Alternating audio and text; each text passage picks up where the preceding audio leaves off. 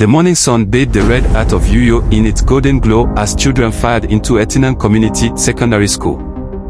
The air was thick with the smell of rain-soaked soil and the faint hum of distant Okodas, motorcycles.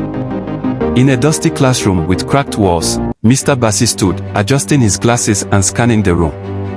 His voice carried the unmistakable warmth of someone who cared deeply for his students. Mr. Bassey was no ordinary teacher. Known for his unconventional teaching methods, he often used local proverbs and storytelling to make learning relatable. But today, his students' eyes were filled with something other than curiosity, hopelessness. They had just been informed that their school would be excluded from the regional science competition because it lacked funding for lab materials.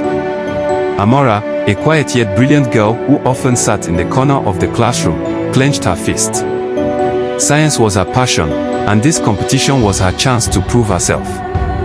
Seeing the disappointment etched on her face, Mr. Bassey called out to her. "Amara," he said gently, "do you believe knowledge is limited by money?" She shook her head hesitantly. "No, sir. But how can we compete without tools?" A mischievous smile spread across his face. "Class, meet me in the school garden after lessons. Bring whatever you can find, bottles, wires, even scraps of metal." That afternoon, the students gathered under the shade of a giant almond tree. Mr. Bassey began sketching on the sandy ground with a stick. "We'll build our own tools," he announced. His enthusiasm was infectious. Amara and her classmates, inspired by his confidence, worked tirelessly over the next 2 weeks. They used old batteries for circuits, empty tins as containers, and mirrors for reflecting light. The day of the competition arrived. Schools from all over Akwa Ibom gathered in a large hall in Uyo, their tables laden with sleek microscopes and advanced models. In stark contrast, Etinan Community Secondary School's table looked like a junkyard project. But Amara, now emboldened, stood tall as she explained their DIY microscope and their experiment on water purification. Her passion was palpable.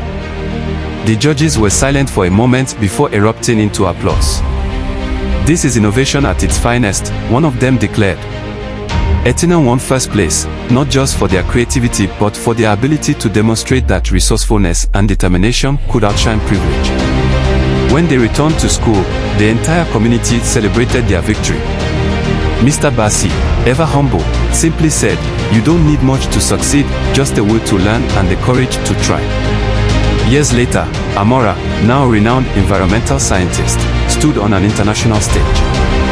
As she received an award for her groundbreaking research, she smiled and said, "It all began under an almond tree in Uyo, with a teacher who taught me that nothing is impossible."